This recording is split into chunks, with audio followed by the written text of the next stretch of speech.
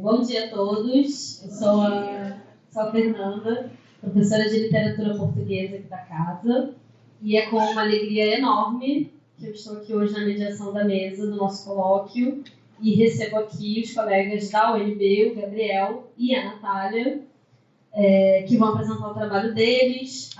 Como a gente conversou antes, pelo tamanho da mesa, vocês vão ter até um pouco mais de tempo, né, do que a gente tinha combinado.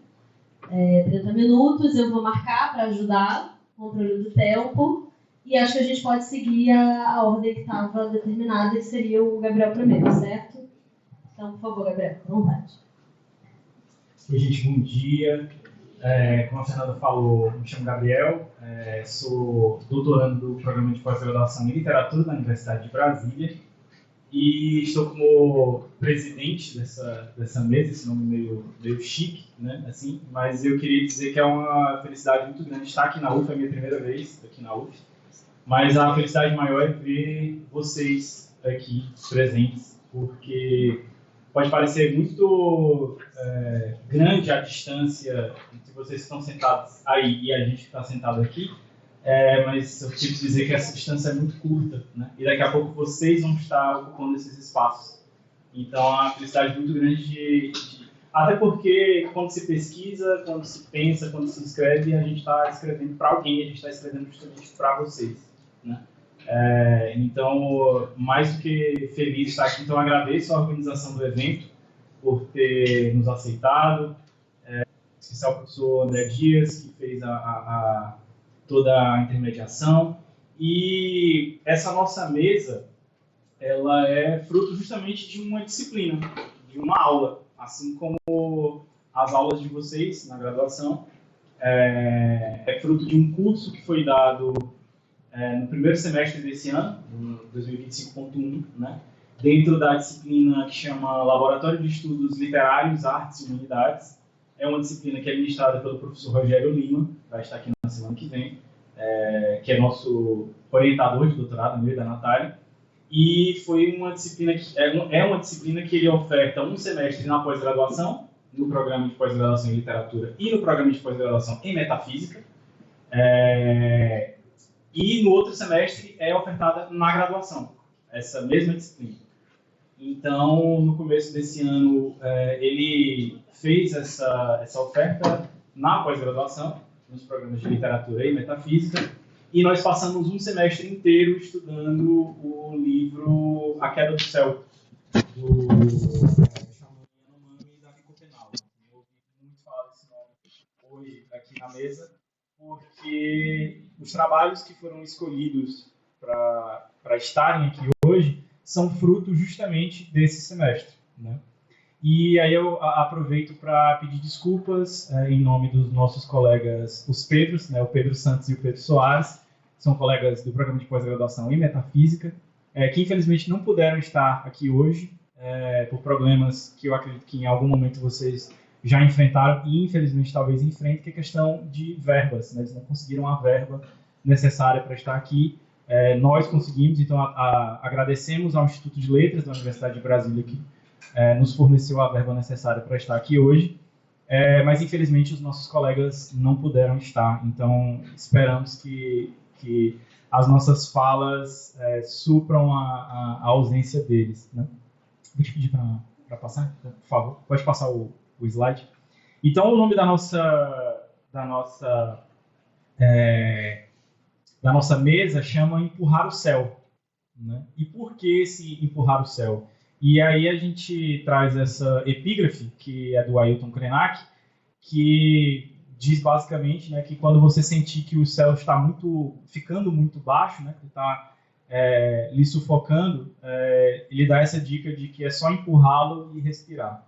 Então, a nossa ideia com essa mesa, tanto com a minha comunicação, quanto com a comunicação da Natália, quanto seriam a dos nossos colegas, seriam de dar essas ideias para que a gente possa empurrar o céu, né? Para que a gente possa respirar, para que a gente possa ter um pouco mais de tranquilidade, né? Isso pode passar. E a minha comunicação, então, dando início aos trabalhos, ela se chama O Futuro é uma Terra Estranha, né? E tem um subtítulo de Confluências Narrativas entre a cronossociologia e a ancestralidade, né? A gente vai entender o que são esses dois termos aí.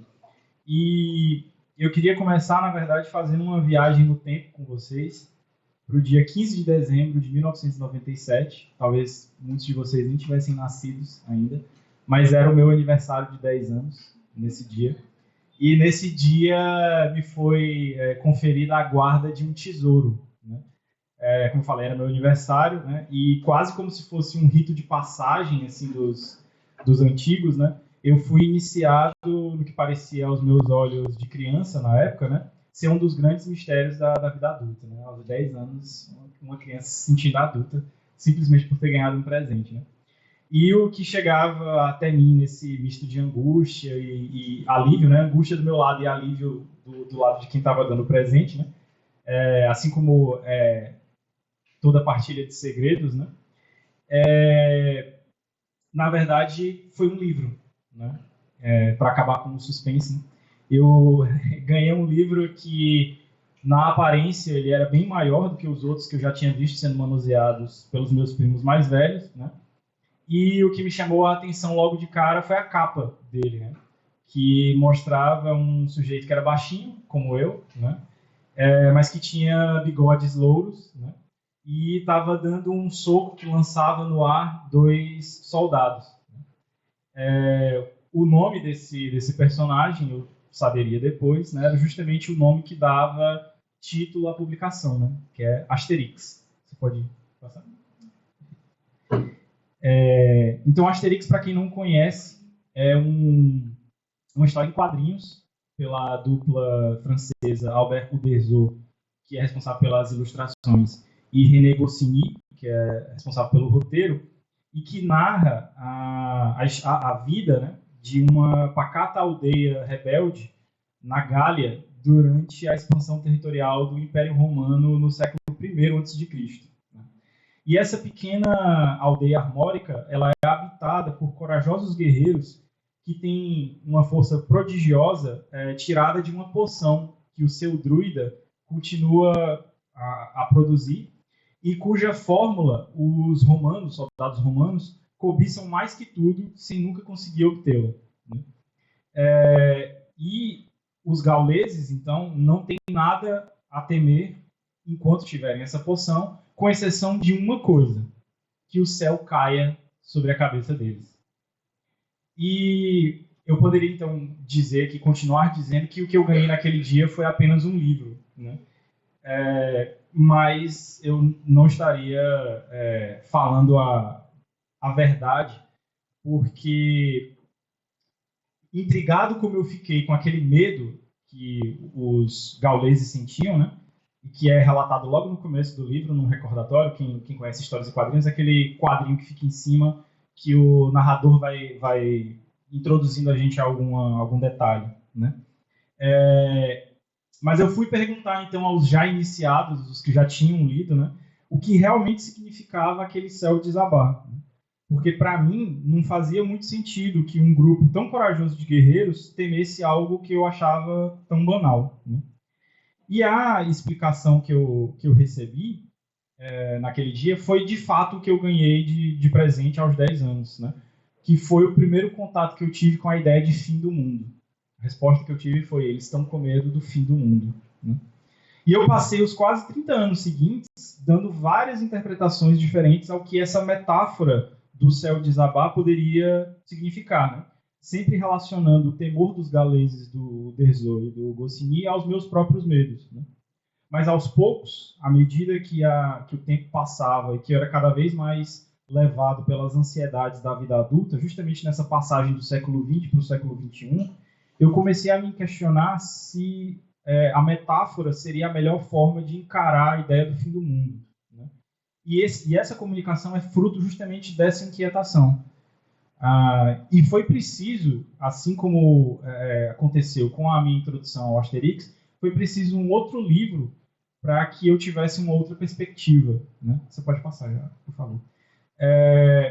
Então, com esse sugestivo título de A Queda do Céu, o livro que mudou a minha percepção na verdade, o que a gente gosta de falar, né? Pegando a fala de de um colega nosso, um dos Pedros, o Pedro Santos, Pedro Soares, desculpa, que falou que é um acontecimento discursivo, esse livro, né? Ele é narrado pelo xamã Yanomami Davi Copenau, que passou mais de 2 décadas gravando fitas para um antropólogo, né, francês, que depois o traduziu primeiro para o francês, em 2010, né, e depois chega ao Brasil em 2015. Então o livro passa do Yanomami para o francês e depois para o português. E no livro são relatados vários elementos da cosmogonia e da cosmopolítica do povo Yanomami, dando conta, sobretudo, da sua relação conflituosa com o mundo não indígena, ou seja, com o nosso mundo, né, a partir das experiências pessoais do Copenau. E entre as várias histórias a que se refere ao longo do livro, a que chama talvez mais atenção, porque inclusive dá título ao livro inteiro, é justamente a da queda do céu, que seria a segunda queda do céu, porque o céu já teria caído uma vez, né? Você pode passar, por favor.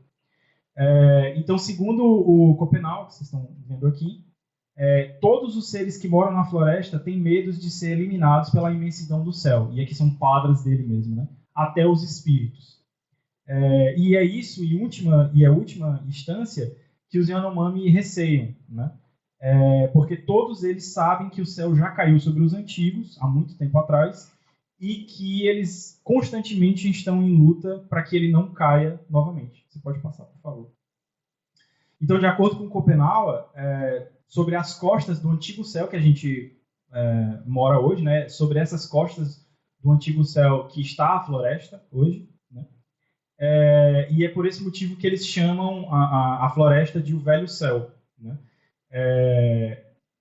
E aí, eu convido vocês, então, a ler o Queda do Céu. É um livro volumoso, mas muito interessante para a gente ter esse contato.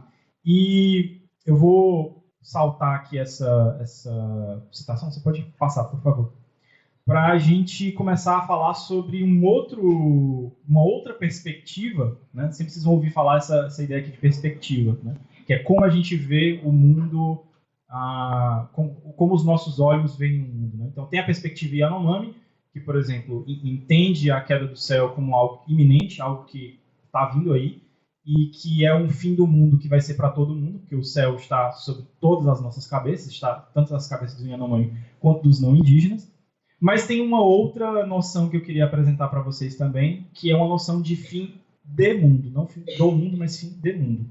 E para isso eu queria apresentar para vocês os Apsaroqui, que são um povo que foi...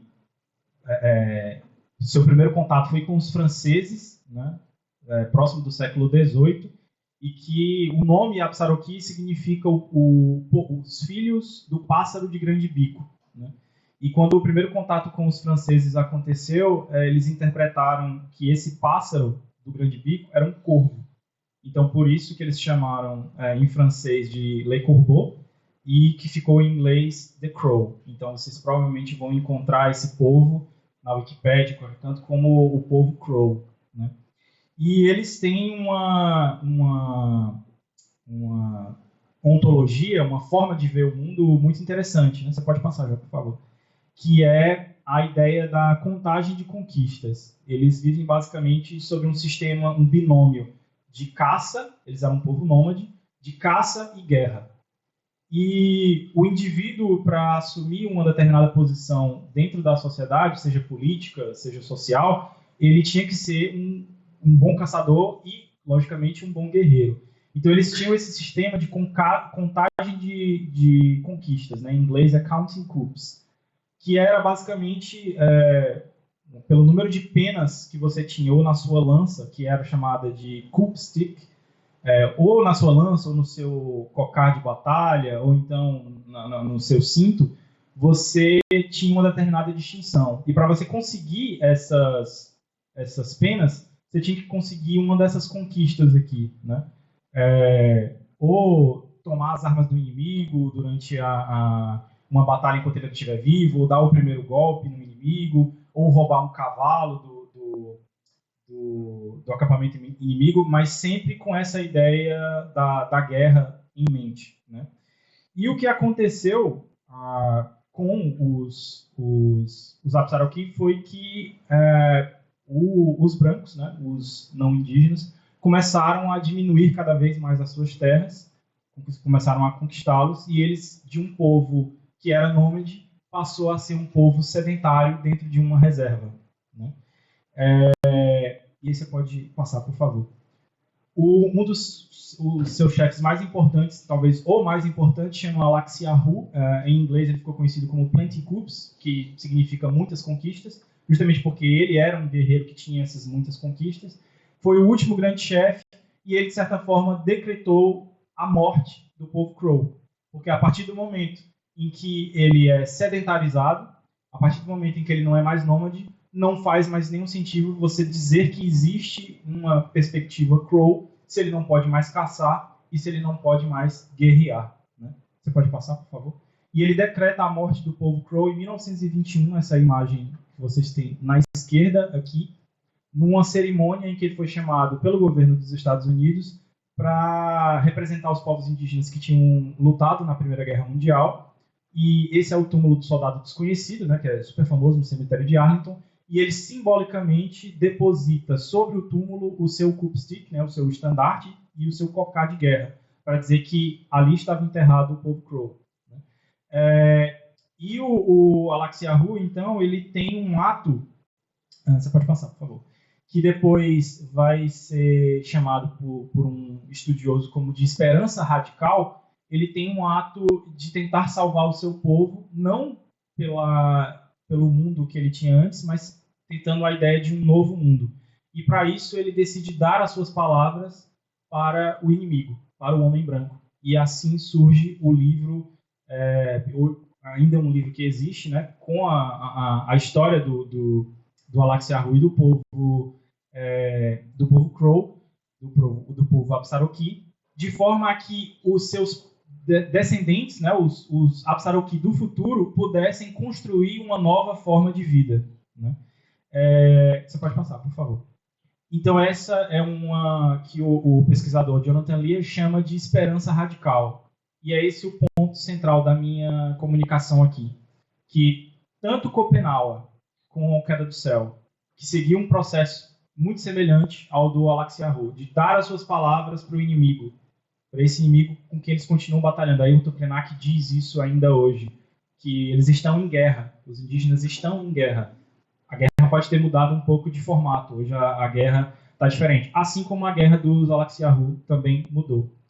Que tanto esse ato do Copenhague quanto o ato do Alaxiahu de esperança radical são algo que essas duas narrativas podem ensinar para a gente hoje, porque o nosso modo de vida neoliberal, do cansaço, e aí eu trago, você pode passar, por favor, algumas ideias, que entra aqui justamente a ideia da cronossociologia, né? Esse mundo acelerado que a gente vive, que é um estudo do cronossociólogo alemão Hartmut Rosa. Esse mundo acelerado que a gente tem, você pode passar, por favor, o mundo cansado, transparente, e aí já é o estudo do filósofo sul-coreano Byung-Chul Han. Esse mundo que a gente tem hoje contamina, inclusive, as formas artísticas que a gente tem de consumo. Pode passar. Que o Freud vai chamar de paliativos. Né? Nesse livro dele de 1929, quase fazendo 100 anos. Né? O Mal-Estar na Cultura, ou Mal-Estar na Civilização, depende da tradução que vocês encontrarem. Mas que o Freud vai dizer que a arte a gente usa como poderosas diversões, né, que nos permitem fazer pouco da nossa miséria, as gratificações substitutivas, que as diminuem, ou as substâncias inebriantes, que nos tornam insensíveis a ela. Até isso está contaminado por essa lógica neoliberal. E esse é um mundo que está fadado ao fracasso. Né? Então nós estamos às beiras, como a Natália vai trazer ótimas notícias para a gente daqui a pouco, nós estamos às beiras de um duplo fim do mundo e fim de mundo. Né? A gente está às beiras de o céu cair, literalmente, porque ele está caindo, né? E a gente está às beiras do nosso modo de vida, e a inteligência artificial está aí para provar isso, o nosso modo de vida também morrer. E a gente precisa, então, através de exemplos como esse, e aí você pode passar, por favor, e da ideia da confluência, que é o que eu faço o fechamento aqui, a partir do Antônio Bispo dos Santos, o Nego Bispo, que diz que a gente não deve só ter trocas, a gente tem que ter compartilhamentos, a gente tem que ter confluências. Então, através da confluência, a gente fazer esse caminho inverso. Se o Davi Copenau, o Alaxia Hu fizeram esse caminho de esperança radical, tendo que dar suas palavras para a gente, né, para o povo não indígena, talvez a gente tenha que fazer o caminho contrário. E a gente tenha que ir até essas palavras, né, num processo de confluência, e aí a gente tem uma nova noção de como construir um novo mundo. Assim como os Crow fizeram, que é um povo que ainda existe, tiveram que se readaptar, hoje são agricultores, coisas que eles não eram, mas tiveram que se readaptar, e assim como os Yanomamis estão passando por esse processo. Esperamos que eles não precisem chegar onde os Crow chegaram, mas é um processo que está acontecendo agora, e para isso a Natália vai falar mais. Mas eu agradeço a atenção de vocês. Muito obrigado.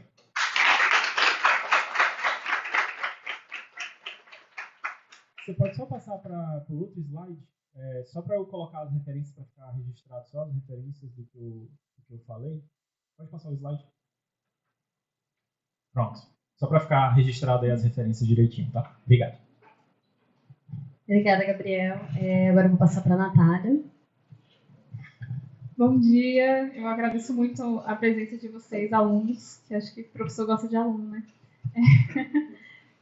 Eu vou tentar ser mais rápido do que eu tinha planejado. Espero não me embananar. Mas eu me chamo Natália Oasis, eu sou professora da Universidade Federal de Goiás e estou fazendo doutorado na Universidade de Brasília, no mesmo programa que o Gabriel, de estudos literários. E estou também fazendo a cotutela com a Universidade Francesa, Clermont-Auvergne, e no Centre de Recherche sur Littérature et la Poétique, com o professor Saulo. E hoje eu vou trazer para vocês as primeiras reflexões do meu doutorado, porque eu ainda gosto de acreditar que eu acabei de entrar. Então, no primeiro ano. A minha tese vai se envolver em torno do livro que o Gabriel citou, A Queda do Céu, do Davi Copenau e o Bruce Albert. E nesse livro, o xamã Yanomami se dispõe generosamente, por entre mais de 600 páginas, registradas pelo antropólogo francês, a nos explicar sua ontologia e a ontologia da floresta. E também sua tentativa de impedir que o céu caia sobre nossas cabeças. E a minha pesquisa doutoral tem por intuito pensar intersecções entre a poética indígena do xamã, narrador desse livro, e o discurso científico sobre as catástrofes ambientais. A visão dos povos originários, que lutam atualmente por seus direitos e pela preservação de sua cultura e da memória de seus ancestrais, pode contribuir socialmente para a mudança que especialistas julgam necessária para evitar o colapso do planeta, ou pelo menos mitigar seus efeitos que a gente tem visto todos os dias aqui no Brasil e pelo mundo, né? E eu acredito que a conjunção entre saberes indígenas e locais e as perspectivas científicas tem o potencial de colaborar para o debate sobre mudanças climáticas e apontar os caminhos para possíveis soluções. Mas para a fala de hoje, que eu intitulei Os Brancos Vão Adoecer o Céu e a Terra e o Céu, eu trocando a fumaça em A Queda do Céu. Eu decidi me concentrar, então, na representação da fumaça nesse livro. E o tema surgiu tanto de conversas com um colega que me acompanha aqui, o Gabriel, quanto de uma inquietação pessoal. Então, como eu disse, eu sou professora da Universidade Federal de Goiás e estudo na Universidade de Brasília. E aí eu moro em Brasília e trabalho em Goiânia. Para quem não conhece essa região, as cidades são separadas por uma distância de quase 200 quilômetros e numa BR chamada 060. E durante o ano de 2024 eu ia e vinha nessa BR todas as semanas. E aí é uma BR ladeada principalmente por fazendas que guardam sua parcela de cerrado e ainda não estão tomadas pelas monoculturas, como acontece com grande parte do estado de Goiás. E ao longo do ano eu vi a paisagem mudar e secar pela costumeira estiagem do centro-oeste. Vieram então as queimadas, cada vez mais habituais, e provocadas pelo ser humano e sua negligência com o meio que vive. Em setembro, as margens da estrada se tornaram sombrias, árvores feito carvão e cinzas pelo chão. A fumaça tomou tomou conta das duas cidades e eu voltei a usar as minhas companheiras de pandemia, as máscaras, e fiz algumas viagens sem ver o céu, sem ver o sol, pois a fumaça havia tomado o horizonte. Eu me senti sufocada e mais próxima do meu objeto de estudo. A queda do céu me parecia cada vez mais plausível. E aí, diante disso, eu me propus a pensar em como a fumaça e seu conceito metafísico pode ser uma das chaves de leitura da obra Queda do Céu, representando o pensamento Yanomami acerca da fumaça como símbolo de alguns dos problemas que enfrentam em suas comunidades e que também enfrentamos como espécie. E aí, por meio das palavras de Schopenhauer, pode-se perceber que a mitologia desempenha um papel fundamental na cosmovisão Yanomami e nos alertas emitidos pelos xamãs, influenciando as decisões práticas e as atitudes dos integrantes dessa comunidade. Os Shapiri, que são uma espécie de espírito protetor, que são chamados pelos xamãs para ajudar em momentos de dificuldades e doenças e várias intempéries que eles passam, são um exemplo que revela conhecimentos ancestrais sobre a criação do mundo, a relação dos homens com a natureza e os perigos trazidos pelo contato com os brancos na P, como é chamado em Yanomami. Nesse contexto, a fumaça está associada simbolicamente às práticas xamânicas, às visões e ao contato com os Shapiri, que guiam os xamãs e protegem os Yanomami. Além disso, ela surge como elemento destrutivo, ligada à queima das florestas, ao garimpo, à poluição trazida pelos não indígenas. Assim, o Schopenhauer denuncia a fumaça das cidades e da destruição ambiental como sinal do declínio do mundo, um augúrio da queda do céu, indicando o colapso da vida Yanomami e da natureza, caso os brancos continuem explorando a Amazônia. Tais visões xamânicas, como podemos perceber, parece cada vez mais próxima de uma descrição do cenário atual, em que as mudanças climáticas, por causas humanas, assustam quem olha para o céu, tomado pela fumaça das queimadas e de outras ações do povo da mercadoria, que é como Schopenhauer chama nós brancos.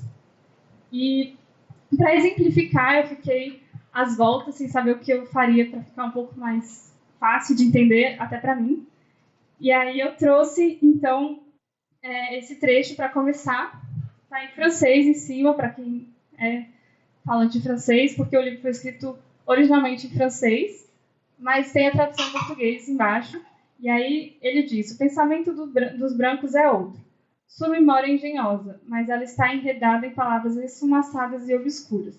Pois é importante, e aí eu acredito que isso é importante para ter em mente, porque eu acredito, como pesquisadora e talvez como membro da Sociedade da Mercadoria, que eu tenho limitações epistemológicas que eu carrego enquanto não indígena.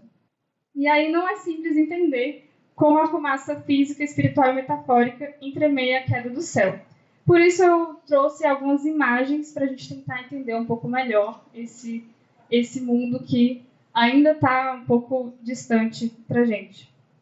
E aí espero fazer um pouco mais de sentido para mim e para vocês que estão me escutando. E aí eu criei então um slide com algumas fotos, e a primeira é da série Amazônia, de Sebastião Salgado, e retrata a terra indígena Marubo do Vale do Javari. Então, essa imagem, o slide ela ainda está um pouco mais borrada do que originalmente, mas a ideia era essa. E o filme, preto e branco, com essa nitidez baixa, dá a sensação de se ver uma aldeia tomada por fumaça, que não era o caso, é um efeito do filme. Mas eu acredito que representa bem a minha posição de quem não consegue ver nitidamente o universo indígena, de quem ainda tem a mente esfumaçada e precisa lidar com as limitações culturais. E aí, quanto à fumaça descrita por Davi Schopenhauer, pode-se dizer que, de modo geral, ela tem uma acepção negativa, variando desde fumaças de fato visíveis a alusões de fumaças invisíveis, mas quase sempre ligadas às más consequências da ação humana. E como sabemos, onde tem fumaça, tem fogo. E no caso do livro, quando... me perdi. Fui rir. Eu não consigo ser muito espontânea assim, não, porque aí eu me perco. Mas quando tem fumaça, tem fogo, e quando tem fumaça no mundo indígena, os problemas são causados por brancos na T. Por isso, eu gostaria de pensar inicialmente na fumaça visível, que está visível até mesmo para nós, brancos. E quando o poeta fala da feia fumaça que sobe apagando as estrelas, ele pode não entender quase nada do que causa essa fumaça. Mas pelo menos ele está vendo e julga como feia, e negativamente, como Copenau. E essa pode ser uma percepção que nos ajuda a criar pontos de encontro e confluência, como disse o colega, entre o nosso pensamento e do Copenau. Pode passar, por favor. E aí, então, na segunda fotografia, um pouco impactante, também feita pelo fotógrafo Sebastião Salgado, mas esse caso nem é no Brasil, é no Sudão. E aqui a gente tem um rebanho de bovinos em meio à fumaça, que vem de um monte de excrementos sendo queimados para espantar insetos. Então, é o gás metano na potência máxima. E aí, mesmo que não seja um retrato da Amazônia, ela me remeteu ao fogo criminoso que derruba a floresta com o intuito de criar gado e aumentar lucros agropecuários. Infelizmente, esse não é apenas o cenário do passado que a gente vê na narração do Copenau. O artigo As Fumaças do Antropoceno, entre incêndios e em céus candentes, de Gustavo Brigante e Tamires Lopes, publicado em 2021, analisa as queimadas na Amazônia, no Cerrado e no Pantanal, que ocorreram em 2020, em meio à pandemia. Vocês devem lembrar das imagens de animais sofrendo e de terra arrasada que a gente viu. E essas que chegaram a ser percebidas até em São Paulo, não sei se chegou ao Rio, não me lembro, mas em São Paulo eu me lembro de imagens assim, do dia amanhecer escuro, e aí esses pesquisadores que são de São Paulo escreveram o artigo pensando nisso. Enquanto isso, nosso presidente, à época, estava lá na ONU, defendendo o agronegócio e colocando a culpa das queimadas em índios e caboclos.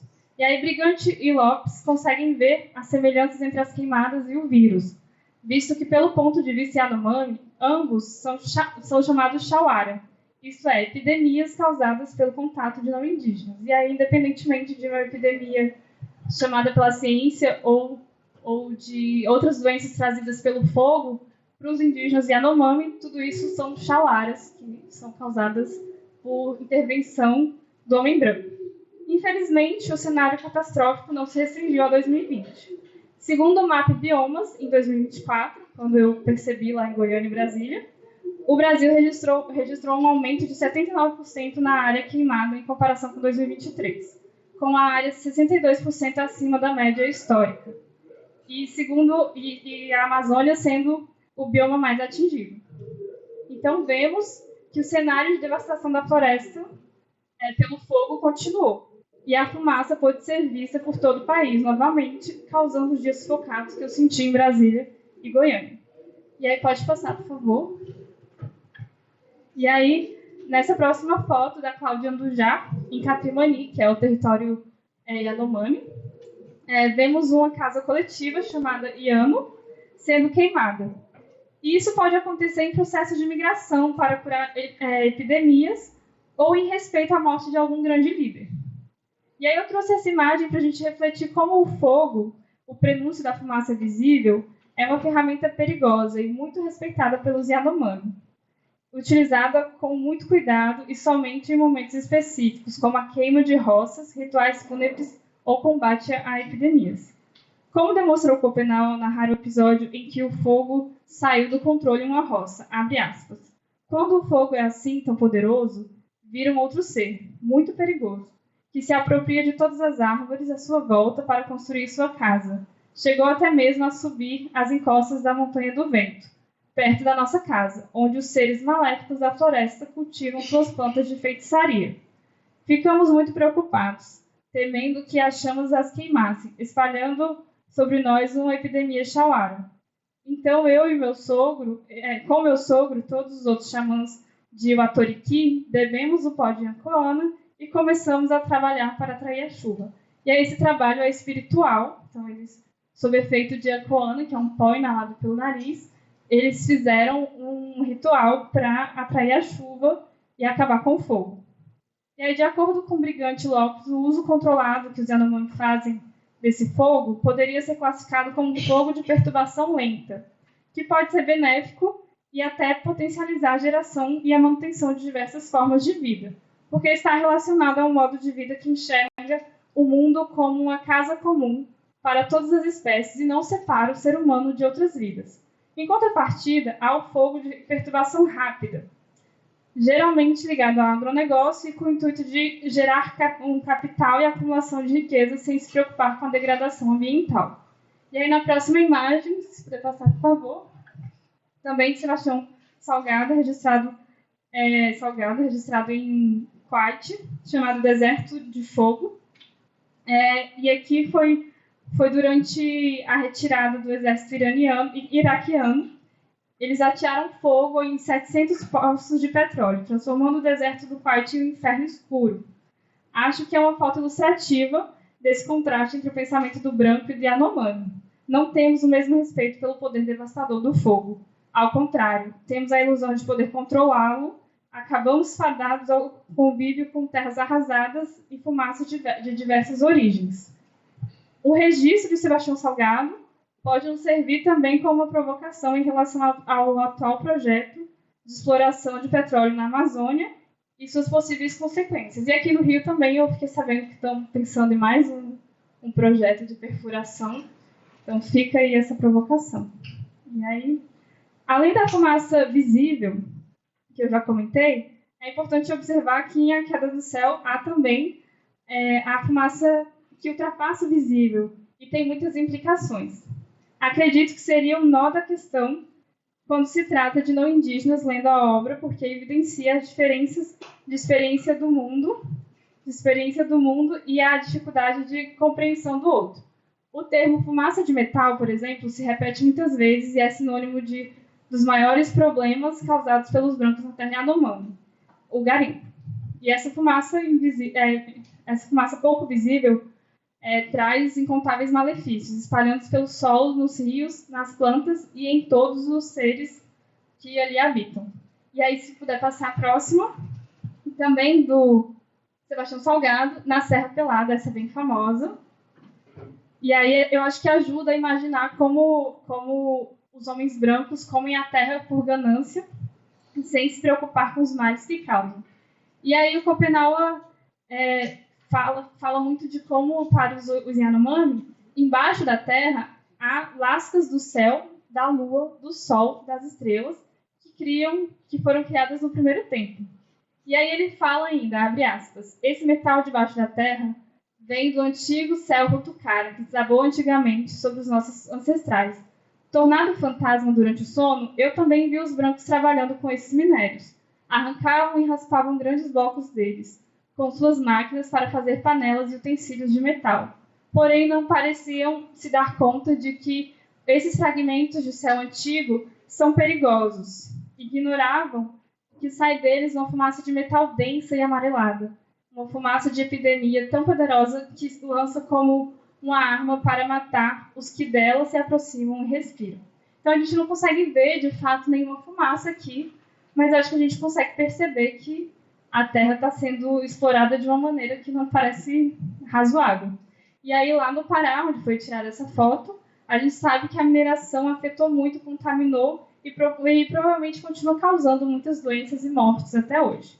E no contexto Yanomami, a gente sabe que o garimpo é um grande problema. E aí, nas duas fotos seguintes, eu vou mostrar um pouco como esses problemas representam os indígenas e como eles lidam com esses malefícios da fumaça. Então, a primeira é uma imagem dos movimentos da festa Reahu, que a Cláudia Andun já registrou. E essa festa é feita para vivenciar o luto de pessoas provavelmente falecidas por alguma doença do garimpo. E a segunda foto tem umas imagens sobrepostas que registra um indígena com penugem de gavião, que também é parte de uma festa, e parece retratar uma iniciação de xamã que o Schopenhauer descreve no livro. E no contexto de ameaças do garimpo e outras intervenções dos brancos, os xamãs são os agentes muito importantes, pois têm um papel de combate às fumaças de epidemia dentro da cosmogonia Yanomami por meio do contato com o chapiri. Então, só os xamãs podem chamar no chapiri para ajudar em momentos de dificuldade. Então, se não houver mais xamã, o céu cai. Então, e aí, mesmo com o esforço e abertura, acredito que ainda é difícil compreendermos que, de fato, a fumaça significa para o povo Yanomami. Por isso, eu gostaria de citar um trecho que Copenau faz alerta sobre o futuro catastrófico, mas não demonstra nenhum derrotismo, que ele tem realmente em si essa esperança radical, que para a gente é um pouco difícil. Mas com a fumaça eu cito, com as fumaças dos minérios, do petróleo, das bombas e das coisas atômicas, os brancos vão fazer adoecer a terra e o céu. Então, os ventos e as tempestades acabarão entrando também em estado de fantasma. No final, inclusive, o Chapiri e a imagem de Omama serão atingidos. Então, vemos as imagens de todos os brancos que estão em busca de metal que tanto cobiçam. Vemos as fumaças de inúmeras tropas de seres maléficos, os Shawarari, que os acompanham por toda parte e os enfrentamos com firmeza com os nossos Chapiri. E aí, esse trecho a gente pode ver como ele demonstra a capacidade do povo Yanomami de sobreviver a tudo isso. E como os Chapiri são essenciais para isso e os xamãs também. E aí, então, eu acho que, como brancos, o que nos resta é pressionar para que leis já existentes se façam valer e para que a voz dos povos originários seja ouvida em espaço de decisão. E com isso, eu vou falar um pouco da COP30. Então, já me encaminhando para o final, eu gostaria de falar desse cenário atual. E a tão esperada COP30, realizada na Amazônia, pôde muito pouco diante da emergência climática e não apresentou os resultados esperados. E não temos planos e acordos de ação por parte dos grandes tomadores de decisão que nos traga essa esperança radical. Mas os indígenas, eles foram mesmo barrados e enxotados, eles acabaram demonstrando a sua força e a organização das manifestações e reivindicações. E um exemplo disso foi o sexto Fórum de Lideranças Yanomami e Ecoana, que ocorreu antes, né, do evento da COP30, e escreveu uma carta chamada Carta Surucucu, reivindicando várias ações do governo em relação à terra Yanomami. E o Copenau, nessa ocasião, disse que para ele o sonho para o futuro da terra indígena Yanomami é sem internet, sem internet, sem invasores, com saúde e o silêncio da floresta. Então esse é o sonho dele, sem internet, gente. Pois é. Porque sem internet a gente consegue ter silêncio e ouvir a floresta. Além disso, como ao que parece, o efeito colateral da visibilidade que a COP30 deu, a gente viu também o governo brasileiro homologando terras indígenas e assinando portarias declaratórias reconhecendo oficialmente o perímetro das terras indígenas, novas terras indígenas. Eu achei que ia terminar minha fala aqui, esperançosa, mas ontem... Enfim, ontem a Confederação da Agricultura e Pecuária do Brasil entrou com pedido no STF para suspender os decretos do presidente Lula com as novas demarcações de terras indígenas até que o tribunal julgue a ação sobre a legalidade do marco temporal. E, além disso, o ministro da Cultura, Carlos Fávaro, do PSD, afirma que vai reverter a homologação das terras indígenas do Mato Grosso com a desculpa de que isso vai evitar conflitos na região. Enfim, para não finalizar tão triste e sem nenhum motivo para fazer um exercício de esperança radical, eu gostaria de dizer que depois do ano de 2024, que foi horroroso para mim de ver a fumaça e tudo, eu soube que 2025, e acho que também pude perceber, é um pouco melhor em relação a isso. Então, segundo o MAP Biomas, julho registrou a menor área mensal queimada no Brasil em 7 anos, 40% a menos que em 2024. E também houve uma queda de 65,8% nas áreas queimadas e nos focos de calor no primeiro semestre. Claro que as condições de seca menos severas ajudaram, mas acho que podemos comemorar um pouquinho. E, por fim, com a certeza de que a queda do céu e Copenau ocupam um lugar central no cenário atual e que as vozes dos povos originários ecoam os saberes indígenas e locais passados de geração em geração e podem contribuir para a mudança do paradigma e para a prevenção de catástrofes ambientais, eu gostaria de deixar o convite para esse exercício de confluência, principalmente, que busque encontrar formas de segurar o céu, pois Copenau não trouxe apenas um prenúncio de fim, mas um aviso e um chamado à mudança. Ele já fez esse movimento, se aproximou de nós, e nos presenteou com um acontecimento discursivo, que o Gabriel falou, que é esse relato, e eu acho que chegou a nossa vez. Muito obrigada pela atenção.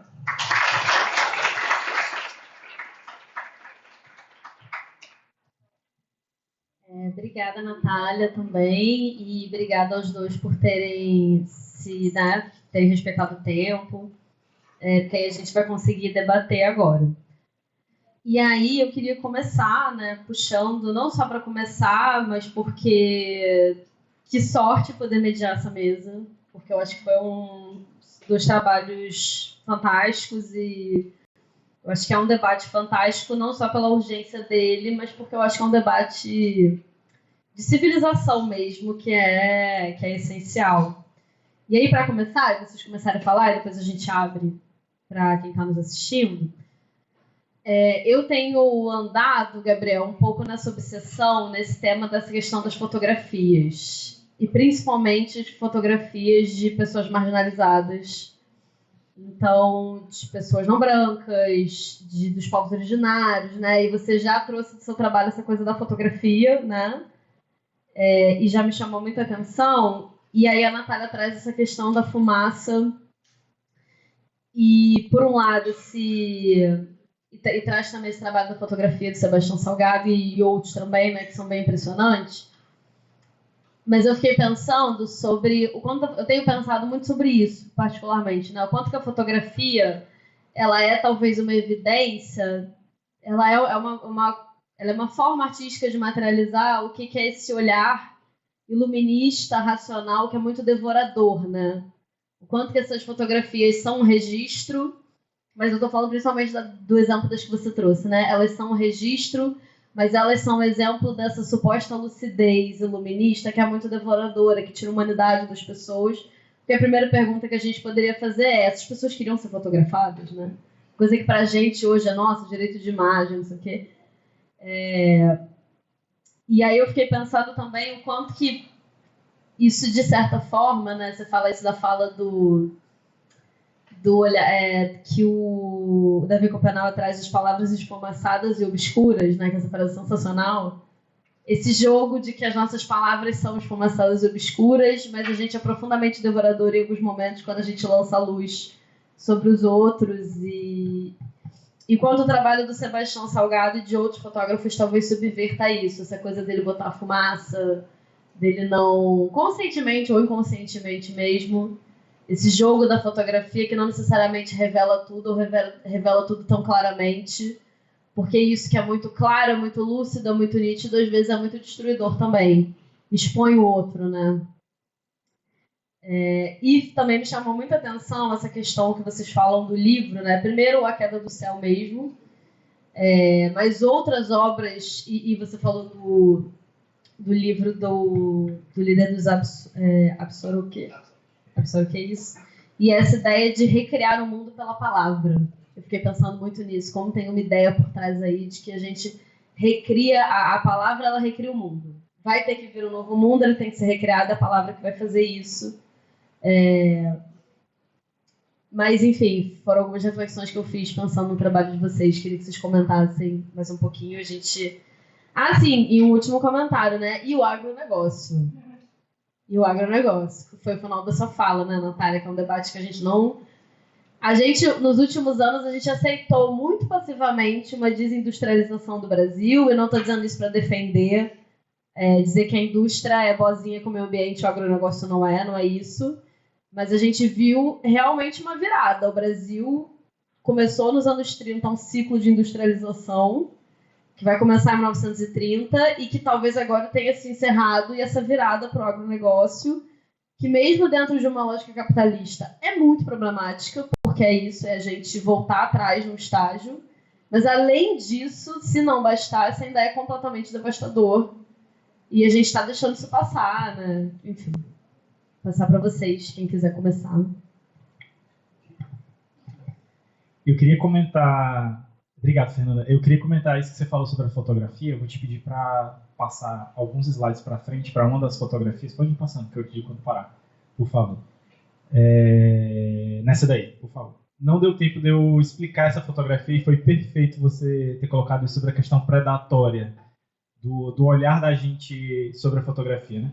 Essa foto que vocês estão vendo aqui na direita é uma das últimas... É porque eu estou vendo espelhado aqui, eu já ia dizer esquerda. Mas é uma das últimas fotos que é tirada dos chefes Absaroki, que são esses que estão sentados, né? Antes, essa foto foi tirada em 1880. Em 1888, eles foram para a reserva, né? E o Alaxiahu é esse daqui, o penúltimo da direita para a esquerda.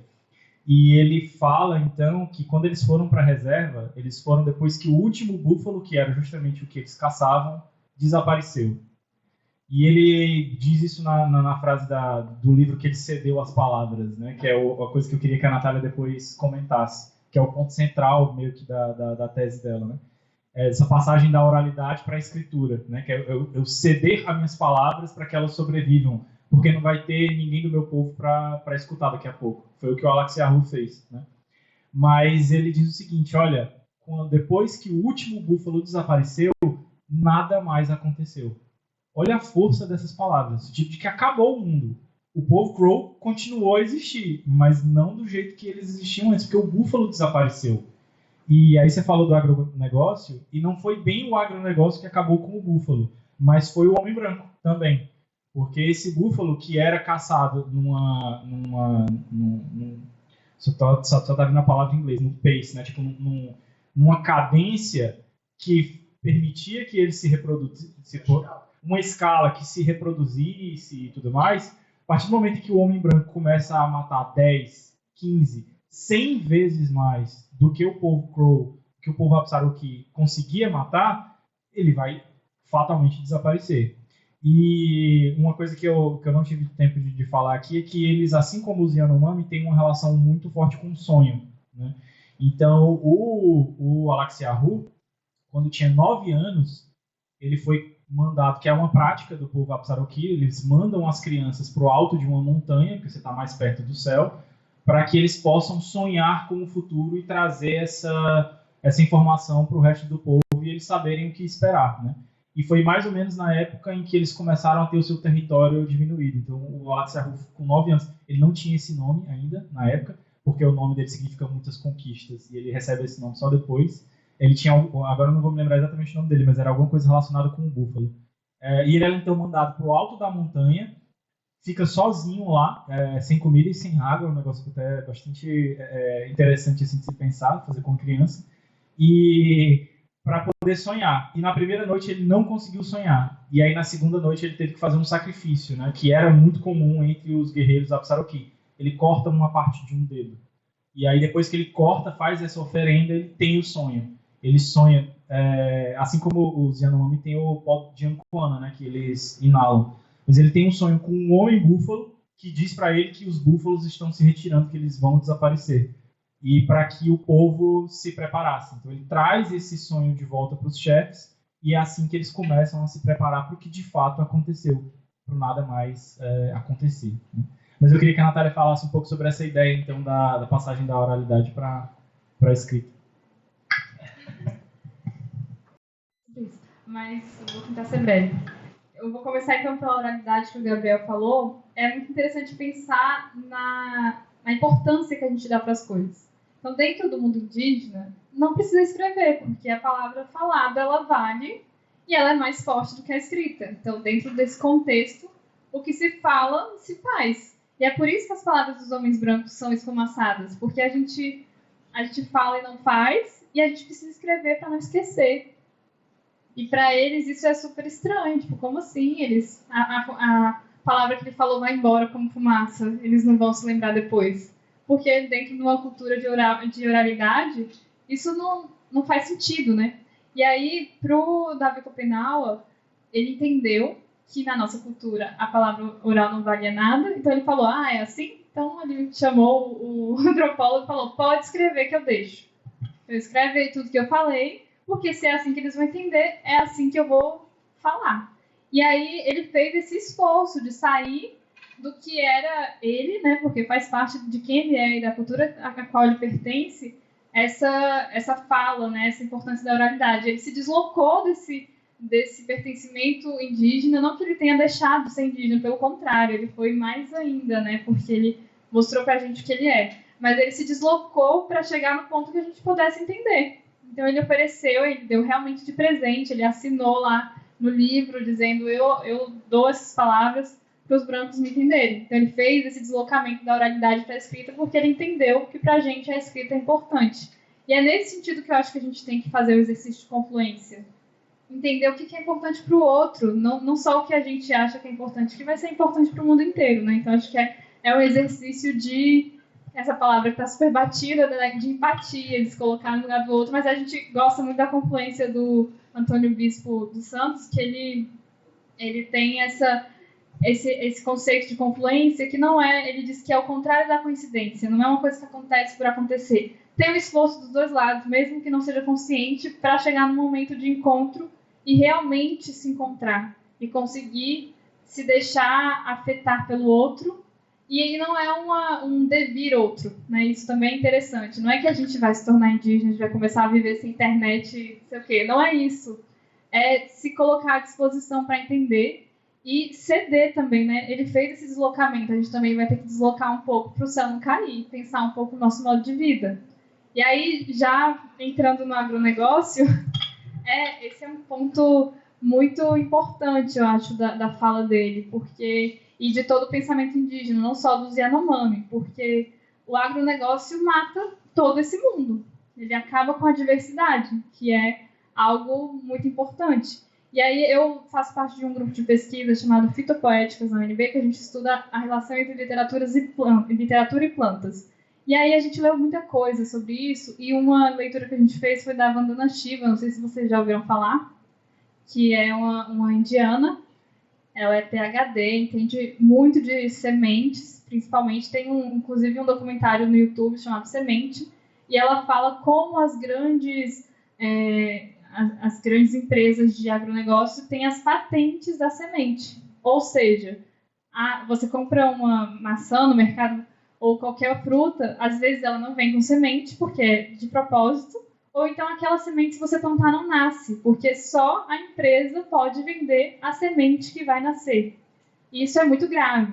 Então, tem estudos dizendo que a diversidade de espécies caiu muito desde a Segunda Guerra, porque foi quando começou essa venda e essas patentes de espécies de plantas, né? E aí, por exemplo, um caso que realmente não é da nossa realidade, mas o aspargo, por exemplo, só restou uma espécie. Não tem outro, só existe uma espécie de aspargo. E assim, aí a gente pode pensar aqui na América, o milho, ainda tem em alguns lugares, mas assim, o milho, a cenoura, que não era para ser de uma cor só, tinham várias cores. E a gente não vê mais. Então esse fim da diversidade alimentícia tem muito a ver com o agronegócio. Então, em vez de plantar várias espécies, eu vou ter, lá no Goiás, a gente vê, lá em Goiás, os goianos não gostam, eu falo errado. Em Goiás. É que eu sou de Brasília, eu falo no Goiás, eles me corrigem. Lá em Goiás tem, assim, terras e mais terras a perder de vista, como se você estivesse olhando o mar aqui, só de soja. E aqui, depois que a soja não quiser mais nascer ali, vai ser terra arrasada, porque a terra não sobrevive de uma espécie só. E aí é muito interessante que eu vejo isso em outras áreas também, né? Se a gente não tem diversidade na hora de comer, na hora de plantar, a gente também não vai aceitar a diversidade de pessoas, a diversidade de culturas, a gente vai querer todo mundo homogêneo, né? E eu acho que isso tem muito a ver com a discussão do agronegócio, que é formatação de tudo. Todo mundo vai comer a mesma coisa, vai vestir a mesma coisa, vai fazer a mesma coisa. Se você sair disso, você não é bem-vindo. E eu acho que tem a ver com tudo isso. Acho que eu falei tudo que eu gostaria. E só a última coisa das fotos que você falou, né? Eu acho que é muito diferente a foto que o Gabriel trouxe das que eu trouxe, porque as pessoas que tiraram aquelas fotos, né, tanto a Cláudia Andujá quanto o Sebastião Salgado, eles se propuseram a chegar perto. Eles não viraram indígenas, não é esse de cheguei, pronto, vou morar com eles e pronto, viver essa vida. Eles foram até lá, eles vivenciaram, não tiveram pressa em conhecer aquele ambiente e por isso eles tiraram fotos magníficas, porque eles se deslocaram. E eu acho que ali a foto que o Gabriel traz é super montada, que é justamente para jogar a luz. Então vocês vão vestir todas as vestimentas tradicionais, que a gente quer o indígena mais caricato, os militares vão ficar atrás e a gente vai tirar essa foto. E as que eu trouxe, não, tem o fotógrafo olhou primeiro, conversou e depois registrou de forma a entender aquela cultura antes de só registrar e jogar luz. Acho que foi isso. Obrigada. Só última adendo, você falou, né? Tem um lugar, talvez, que eu acho que talvez seja mais empático até, inclusive, de assumir que você não vai aprender o outro de todo. Porque o objetivo não é esse. Tem parte do outro que a gente não vai compreender, tudo bem. Isso não significa destruir o outro. Isso não é motivo para destruir o outro. Não compreender de todo, não entrar de todo. Porque não precisa fazer sentido para você para poder existir, né? Para ser respeitado. Mas acho que agora a gente tem tempo ainda, né? Abrir para o público, quem quiser fazer uma pergunta, um comentário. Eu tenho. Como que a gente faz? Obrigada, André.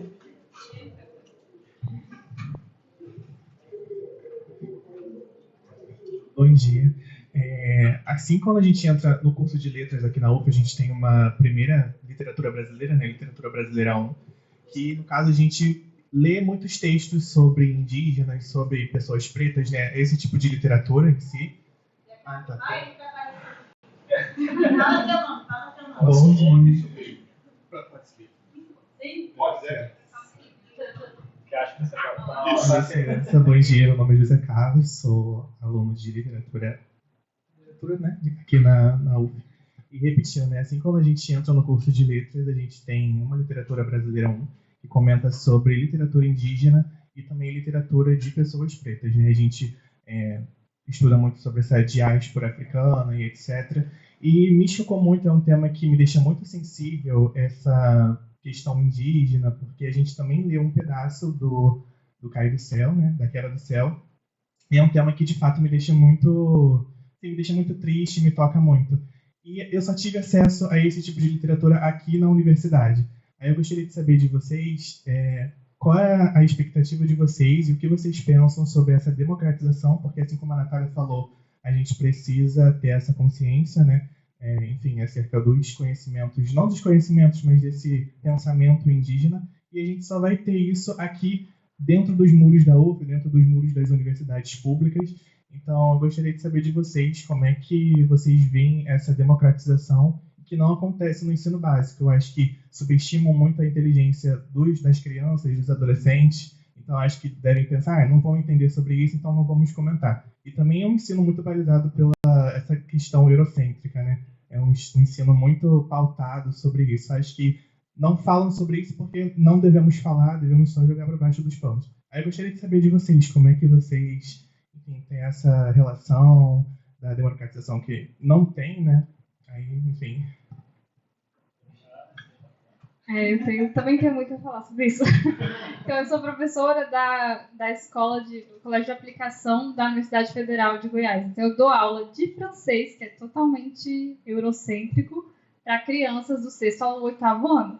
E aí, quando a gente pensa, aula de francês, nada a ver, mas quem faz a diferença é o professor. Então, eu digo para vocês, como estudantes, quando chegar a vez de vocês entrar na sala de aula, é você que vai fazer a diferença. Então, eu tento fazer o máximo para trazer esse tema para minha sala de aula. E aí, fica aquela coisa, né? Você tem que seguir conteúdo, não sei o quê. Mas eu sempre tenho poemas em francês, de poetas que escrevem em francês no Quebec, que são indígenas. Aí eu trago esse tema. Às vezes no meu próprio corpo, assim, né? Eu já cheguei na sala de aula pintada, porque eu fui no acampamento Terra Livre. E aí os alunos ficam, a professora fez uma tatuagem e não falou pra gente. Eu tenho que avisar que eu vou fazer tatuagem. Eu falei, gente, não é tatuagem. Aí você, né, contextualiza. E assim, eu me surpreendi. Você falou, né, que às vezes a gente subestima, acha que não vão entender. Eles estão com as palavras na ponta da língua. Ninguém fala mais índio.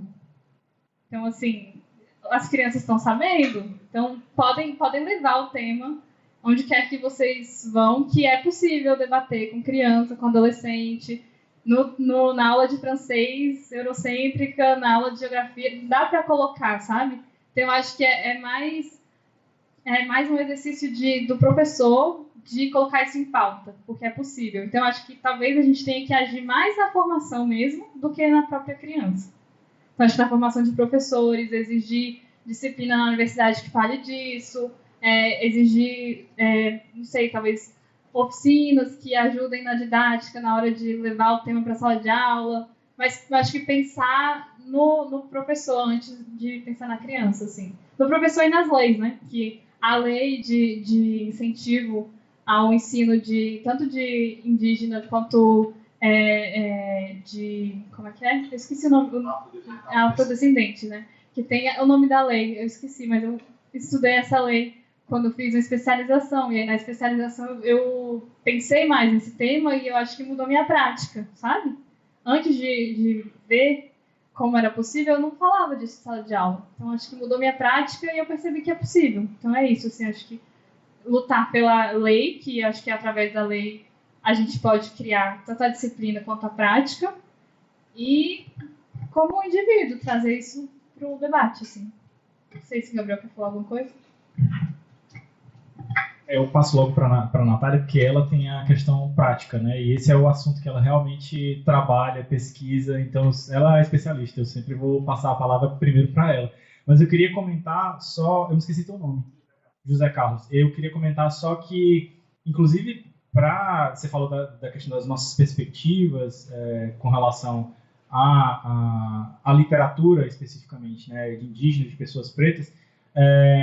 No caso indígena, a gente tem, por exemplo, o Daniel Munduruku, né, que é um autor que escreve, principalmente literatura infantil, já há bastante tempo, extremamente premiado, acabou de ganhar um prêmio agora, muito recentemente, está sempre dando palestras por aí. Então, material tem. Eu acho que é muito pelo que a Natália falou, né? A gente tem que trabalhar mais essa questão, muitas vezes, institucional. Porque até quando tem iniciativas para levar isso para dentro da sala de aula, o problema não está sendo as crianças, muitas vezes está sendo os pais. A gente teve um caso agora muito recentemente em São Paulo, da escola que foi invadida e tudo mais, vocês devem ter acompanhado isso.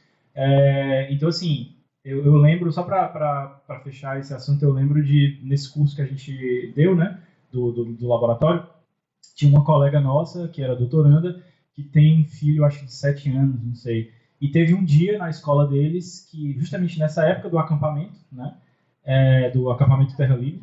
Oi? Aí eu vou pedir para a Natália explicar, então, o que é o acampamento Terra Livre, que ela foi.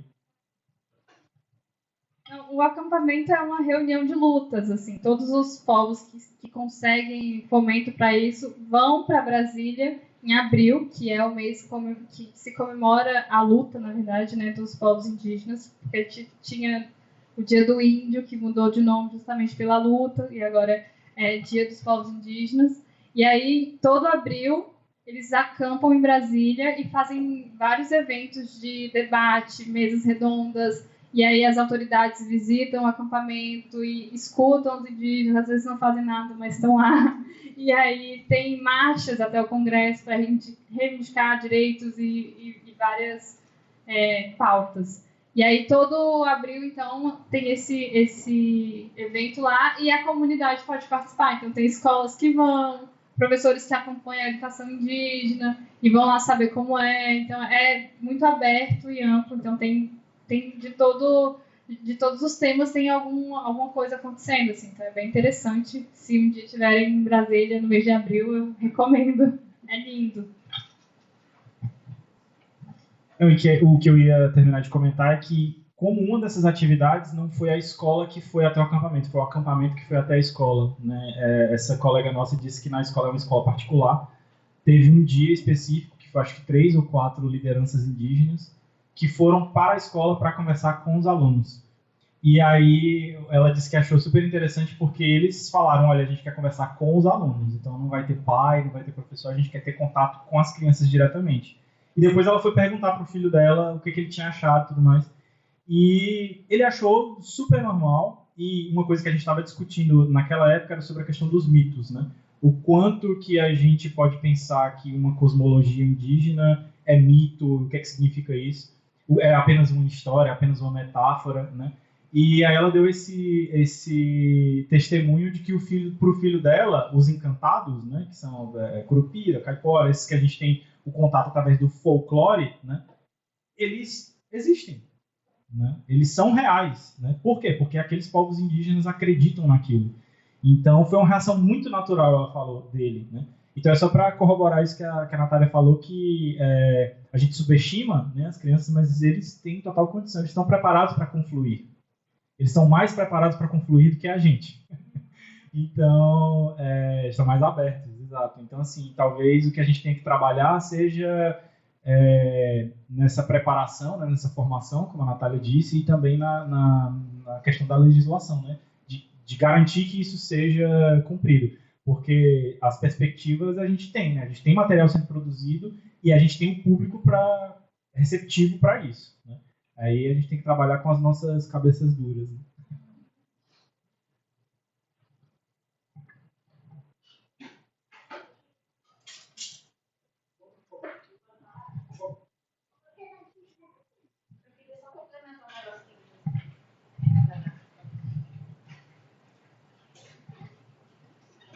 Bom dia a todas e todos. Primeiro eu queria parabenizar o Gabriel e a Natália. Opa, agora estou na televisão. Queria parabenizá-los pelas falas, pelas comunicações. E queria complementar uma coisa que o José Carlos falou, que é o seguinte: quando você disse assim, eu sou aluna aqui da Letras e eu só ouvi falar isso aqui. Eu fui aluna aqui da Letras também e eu não ouvi falar isso aqui.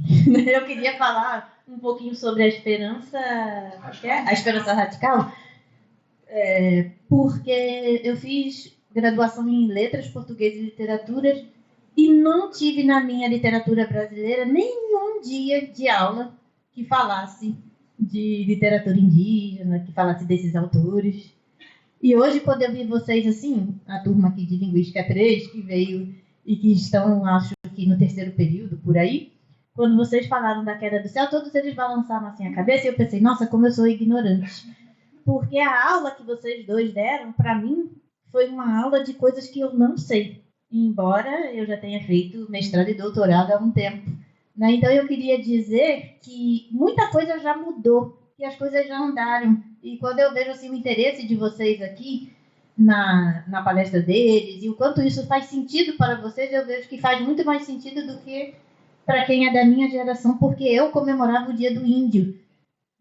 Eu saía no carnaval vestidinha de índio, era fantasia de carnaval. Então foi nesse mundo que foi forjada a minha consciência, as formações discursivas que a gente estava lá estudando. Era assim que se dizia, era assim que se pensava. Então a resistência ainda é maior. E aí vocês são os futuros professores, né? Então é isso, José Carlos. Quando é que isso vai chegar na escola básica? É quando você chegar lá. Quando você vai chegar com essa bagagem, né? Então eu queria fazer esse complemento, agradecer por tantas informações que para mim são novas, que são coisas que eu não parei para pensar, que eu desconheço, mas como alguma coisa boa, na época da minha graduação eu tive literaturas africanas.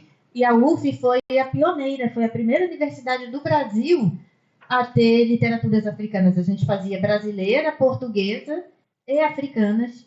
E eu nunca vou me esquecer desse curso que eu fiz, que para mim foi um divisor de águas. Eu fui ler os autores, né, Craveirinha, fui ler os clássicos aí das africanas na época com o professor Mário Lugarinho. E aquilo para a gente foi uma coisa muito nova. Era o primeiro currículo que tinha entrado graças ao trabalho pioneiro da professora Laura Padilha, que foi, se eu não me engano, quem implantou isso aqui. Se eu estiver falando besteira, me corrija. Do Brasil. Então, aquilo foi o primeiro movimento. Então, é isso. São os movimentos das pessoas, dentro das instituições, que vão trazendo a transformação paulatina. Né? Então, eu queria falar isso para vocês. Muito obrigada, gente. Foi ótimo. E agradecer também a turma que me acompanhou até aqui, que foi bem mais legal do que ficar fazendo o nosso trabalho lá na sala.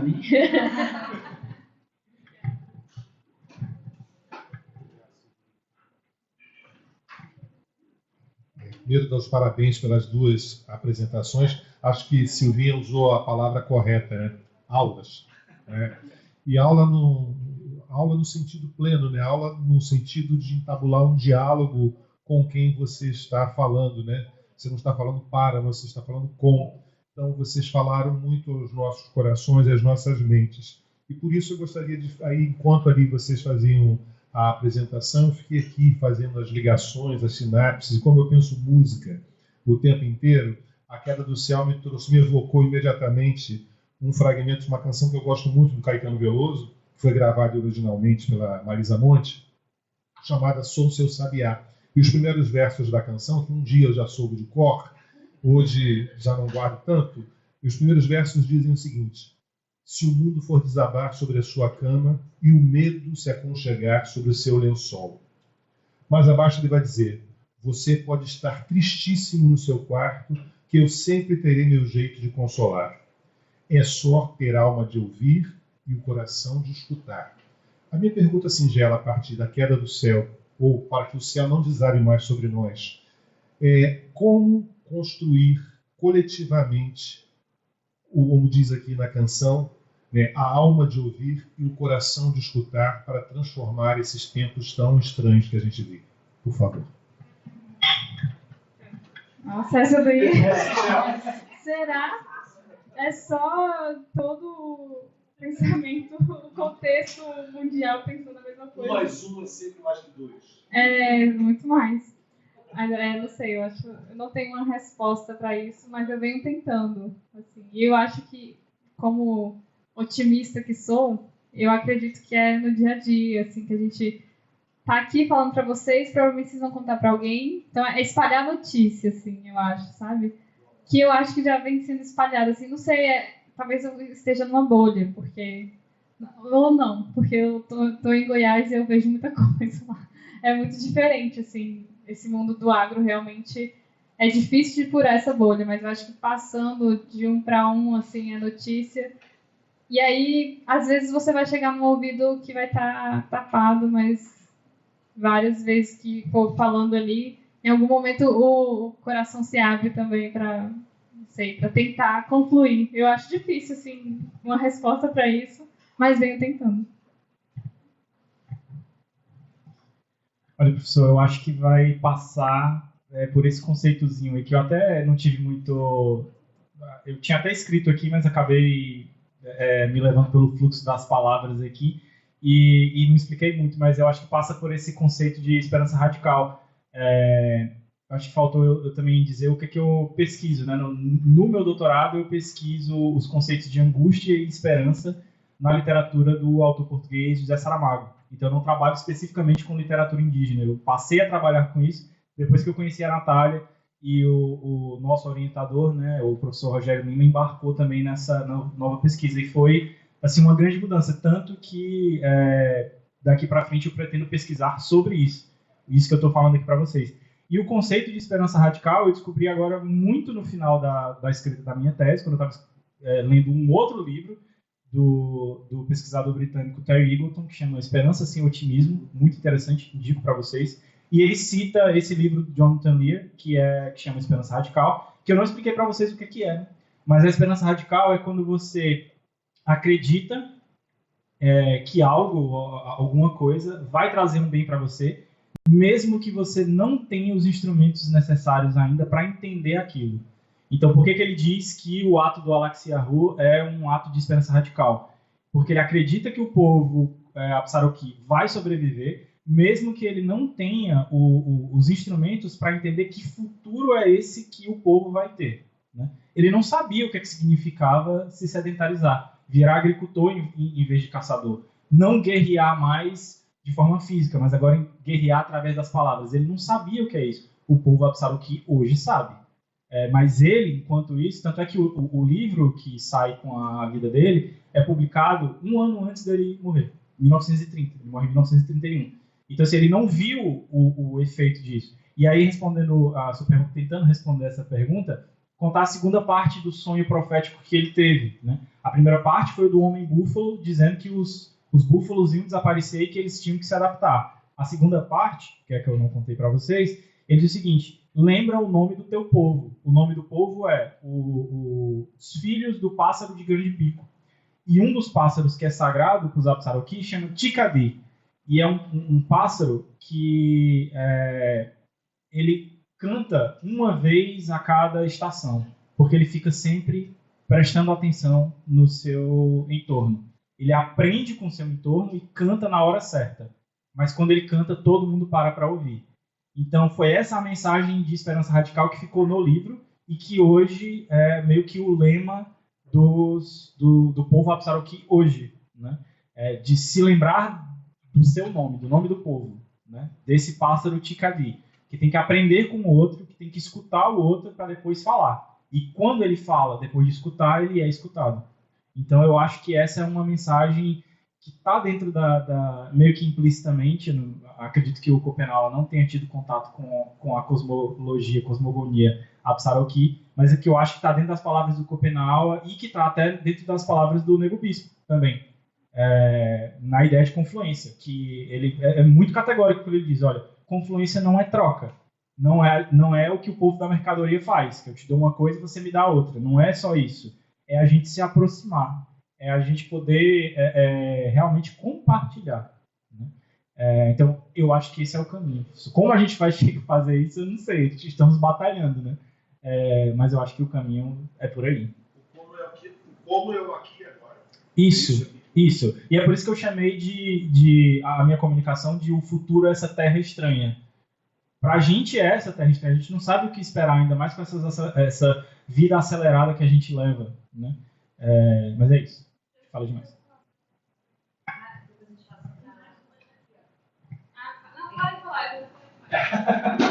A gente fala.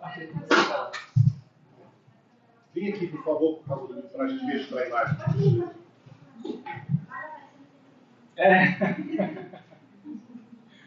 Deixa eu só, enquanto ela está se posicionando, a lista de integração foi? Foi? Obrigada. Bom dia, eu queria primeiramente parabenizar pela mesa, eu acho tudo impecável, muito edificante acho para a gente como estudante também. Meu nome é Letícia, eu faço letras francês aqui na UFS no terceiro período, sou aluna da professora Silvia, estou nervosa. Eu gostaria de comentar com alguns textos também que já do nosso conhecimento como estudante, do conceito de fim de mundo, que foi trabalhado aqui, apresenta como, para os povos indígenas, né, Krenak, Kupenawa, e também tem uma pesquisada durante a fala, e trouxe também o Cacique Raoni, da etnia Kayapó, apresenta o fim do mundo como algo a ser evitado, justamente com o trabalho dos xamãs, enfim. Enquanto para nós, homens brancos, o fim do mundo é algo que não se conecta com a nossa ação. A gente, acho que muito também por essa questão da vida acelerada, acredita que o fim do mundo é algo que vai vir e vai acabar com tudo, e que não temos relação com ele, vai ser como um meteoro que vai cair e devastar a vida como a gente conhece. Enquanto para os indígenas, esse conceito de fim do mundo é algo que está acontecendo, está correndo, e eles estão tentando evitar, coisa que a gente não faz. A gente acha que vai chegar amanhã e pronto, acabou. Eu queria perguntar se nessa lógica de queda do céu, ao invés de dizer que o céu vai cair, não seria justo a gente dizer que nós tiramos o chão e sufocamos os povos com diversas políticas de apagamento histórico, cultural e as políticas desse Estado etnocida, como a gente também viu pelas ações da COP30 e que achamos que traria essa esperança, mas no fim não trouxe. Obrigada a você. É Letícia, né? Obrigada, Letícia, pela pergunta. Esse semestre, vou começar, nem perguntei se ele queria começar, estou falante hoje, mas esse semestre eu fiz uma disciplina com o primeiro professor indígena da antropologia lá na Universidade de Brasília, o professor Gerson Vaniwa, e foi muito, muito proveitoso para mim, assim, eu queria ficar a semana inteira escutando ele, era muito bom mesmo. E uma coisa que ele fala e ele traz nos textos que ele escolheu para a nossa disciplina é que a nossa sociedade foi fundada numa lógica eurocristã. Então, para a gente, mesmo que a gente não seja cristãos e não pratique, né, a religião, a sociedade tem essa lógica de achar que vai vir um salvador. Então, assim, não depende da gente. Eu vou aqui viver minha vida, vai chegar um dia que ou eu vou morrer e vou ser feliz em outro mundo, ou vai vir um salvador e com a solução para todos os problemas. Que agora acho que a gente está jogando isso para a tecnologia, que é um perigo também. Mas assim, e aí na lógica indígena é muito interessante de pensar que não há separação entre os mundos. Então assim, não tem um mundo de depois da vida eu vou para um outro mundo. Tem dimensões do mesmo mundo. Então se eu tô, mesmo depois de morrer, eu vou continuar nesse mundo, eu vou cuidar dessa casa comum, que eu vou ficar aqui para sempre, assim, né?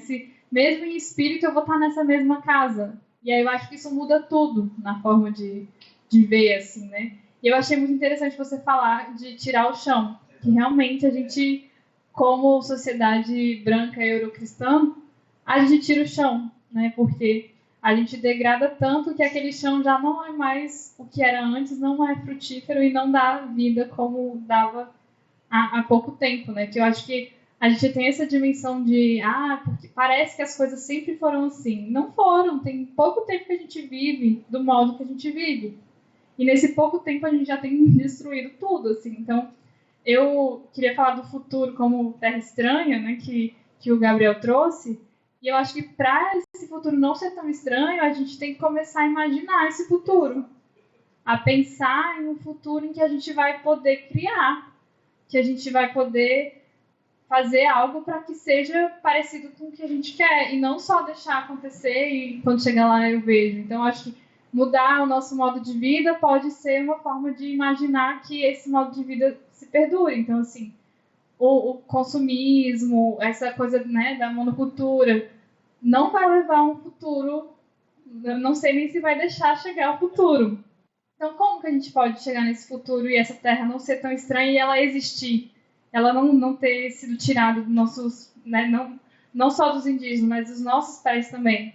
Como que a gente pode fazer para essa terra continuar existindo? Eu acho que é esse exercício de imaginação que eu tenho tentado fazer no doutorado, que eu acho que cada um de nós pode tentar fazer à sua maneira, porque se a gente não imaginar o futuro, ele não vai existir. Eu tenho essa impressão, assim, de que passa pela imaginação. Não sei se eu respondi a sua pergunta. Eu vou pegar o gancho rapidinho que a Natália falou, que a última palavra que ela usou foi imaginação. E eu acho que está aí o caminho. Por isso que, inclusive, no meu trabalho eu chamei de confluências narrativas. Que a ideia é a gente confluir através das narrativas. E narrativa assumiu um teor muito pejorativo na nossa contemporaneidade, né? Narrativa hoje é sinônimo de mentira. Mas sem a narrativa a gente não vive. Isso que a gente está fazendo aqui agora são narrativas, né? Então eu acredito que seja por aí.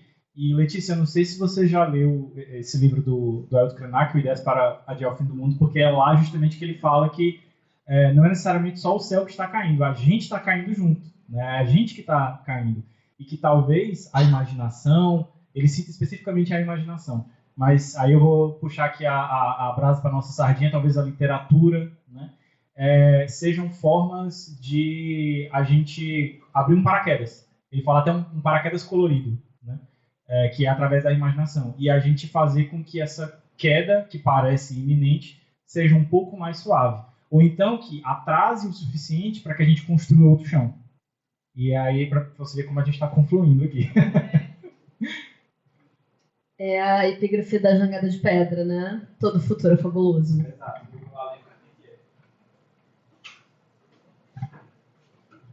Gente, já estamos aqui em cima do horário, eu prometo ser breve, tá? Eu sou a Tayana, sou aluna aqui da Pós. Adorei ouvir vocês falarem, obrigada. Eu estou pesquisando um escritor angolano que também é antropólogo, né? Então, tem muita confluência com muitas das coisas que vocês trouxeram em termos de tema aqui, né? Mas a minha pergunta vai na direção de uma outra provocação. E talvez tenha encontro com as respostas que vocês deram agora, nesse momento. A gente teve a oportunidade de ouvir lá na Abrali, o Copenau falar, né? E foi muito potente. E uma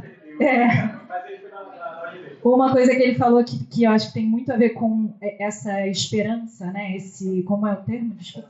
Essa esperança radical. Ele comentou que o homem branco, vive muito em cima da luz, né? A gente tem a luz, a eletricidade, para iluminar os nossos caminhos à noite, e aí por isso a gente não dorme.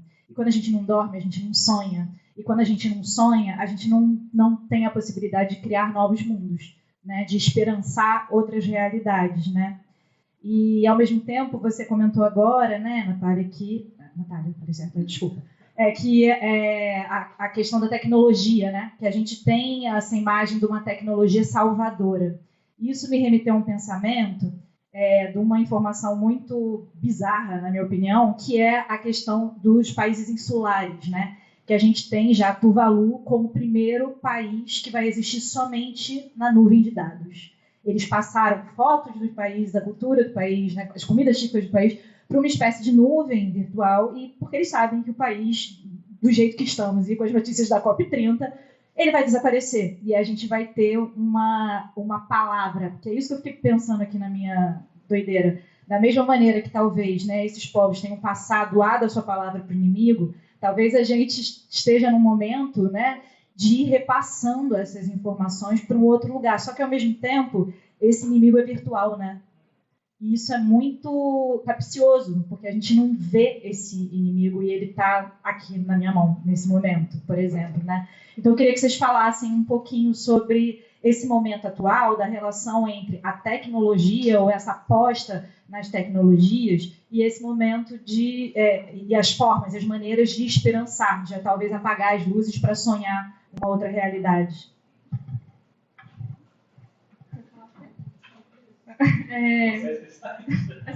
Tecnologia não, aí eu não sei.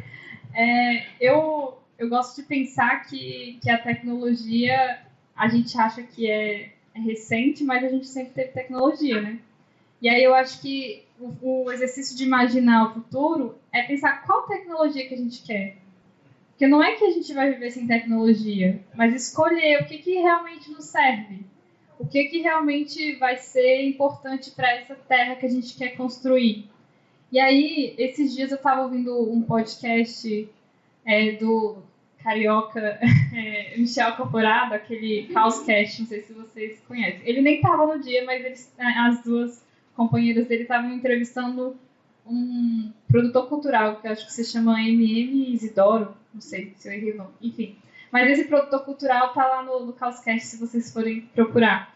Ele falou uma coisa que eu fiquei pensando muito, assim, sabe? Ele disse que quando ele começou a escutar o discurso do Elon Musk falando do que ele queria fazer, ele falou: eu, como nerd, que li um monte de ficção científica, eu vi que ele está querendo reproduzir o que ele leu, o que ele viu nos filmes.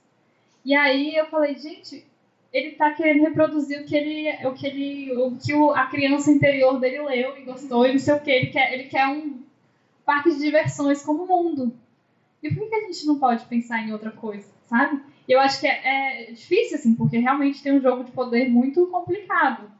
Mas a gente tem que tentar inverter e trazer as nossas propostas como tecnologia e como mudança, assim, né? E aí, na mesma semana, eu fui lá em Brasília, na Embaixada do México, e aí o ministro cultural lá estava falando que depois de um filme do James Bond no México, a cultura do Dia dos Mortos mudou, porque eles não faziam desfile no dia 4 de dezembro e agora eles fazem porque apareceu no filme. Então, assim, a cultura é muito potente. Então, eu acho que assim, a gente poderia e pode, né, assim, pensar em como nós, das letras, das humanidades, com a literatura, podemos colocar nossas ideias no mundo e fazer com que as pessoas imaginem novas tecnologias, que talvez sejam de luzes apagadas e talvez sejam tecnologias que se integrem à natureza sem afetar tanto, sem degradar. Então, acho que podemos imaginar. Então, assim, talvez a gente não tenha o dinheiro, mas a gente tem o poder da imaginação e eu acho que juntos, como população, talvez a gente consiga pensar outra solução que não fugir do planeta como uma questão científica, assim. Salvar o que ainda tem, né? Eu vou ser muito rápido porque eu sei que está acabando. Eu vou te pedir para passar alguns slides para frente enquanto eu vou falando, que aí eu digo para você quando parar. Eu vou dar uma indicação de livro, na verdade. Pode passar mais. Aí, pode parar no Aceleração. É um outro livro do Hartmut Rosa, que é esse cronossociólogo alemão. Ele, infelizmente, não está traduzido para o Brasil ainda, mas eu acredito que ele venha, porque para usar a linguagem de vocês, jovens, esse livro está hypado, né, o Aceleração, apesar dele ser muito grande. Mas a indicação que eu quero dar é do livro dele chamado, em inglês é Resonance, né? Em português provavelmente vai ser traduzido como ressonância, porque eu acho que pode ser uma possibilidade da gente pensar a tecnologia. Ele fala que o mundo acelerado, ele não necessariamente tem como você parar, porque tem um negócio chamado inércia, né? Se a gente para e está muito rápido, a gente para, tudo vai para frente, né? Então a gente vai provavelmente morrer se a gente fizer isso, né? A gente estuda só um pouquinho de física, a gente consegue saber isso, a lei do movimento dos corpos. Então ele diz, olha, talvez a gente não consiga necessariamente parar 100%, mas a gente pode começar a desacelerar. E essa desaceleração pode vir do que ele chama de eixos de ressonância, que são 3 eixos. O eixo vertical, que ele diz que vertical para cima é com a religião, né, algo que estaria acima da gente, e o para baixo, que é com a natureza, ou seja, através da religião, através das questões conexão com a natureza, a gente consegue dar uma desacelerada. Tem o eixo horizontal, que é entre pessoas, os nossos relacionamentos têm que ser mais lentos, ou através dos relacionamentos a gente consegue dar uma desacelerada e sair da lógica do aplicativo de relacionamento, né, de só passar pro lado e, tipo assim, a gente entra num relacionamento e já está pensando no próximo. E tem o que interessa para a gente aqui, que é o eixo diagonal, que é o eixo da arte, que é o que atravessa a gente, o que perpassa a gente. Então, talvez, através da imaginação, através de tudo isso que a gente discutiu hoje, a gente consiga uma zona de ressonância. E aí eu estou pensando, talvez, num futuro trabalho aí de pós-doc e tal, de chamar de zona de confluência, de juntar as duas coisas. Ou eixo de confluência, né? Juntar a confluência com a ressonância e a gente tentar fazer um pensamento que é mais nosso, né? Porque a confluência é nossa, né? Que conversa com a gente, né? Então, pegar essa ressonância europeia e fazer conversar com a nossa confluência e talvez falar de narrativas, de literaturas que sejam eixos de confluência. É isso. Bom, pessoal, obrigada pela participação. Obrigada, Gabriel e Natália, pela mesa. E a gente...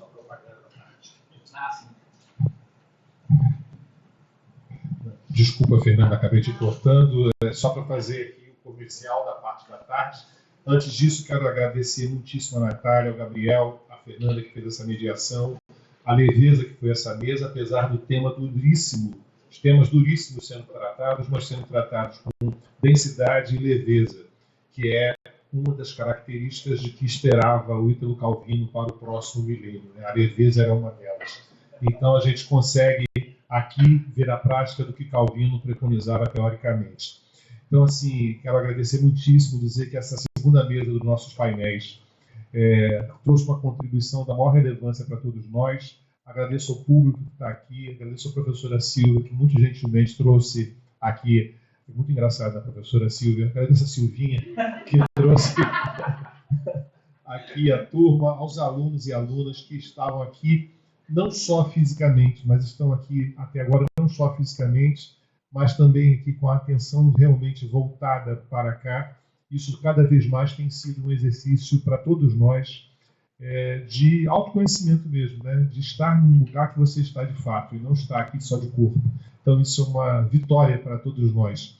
E quero dizer então que na parte da tarde a gente vai ter a terceira mesa do painel, cujo título é Incomunicabilidade em Cena, Interações e Conflitos Expostos por Meio do Teatro. De 2 às 4 da tarde a gente vai ter uma mesa inteira dedicada ao teatro, com as participações de Rafaela Leite Aguiar, mestranda aqui da UF, Vanessa da Costa Lamas, doutoranda aqui da UF, Vanessa Leal Nunes Vieira, também doutoranda, e Suelen Gonçalves Vasconcelos, também doutoranda. Essa mesa me é especialmente cara, por razões óbvias, é o teatro, que está aqui na parte da tarde. Então está todo mundo convidado, encerramos então essa manhã.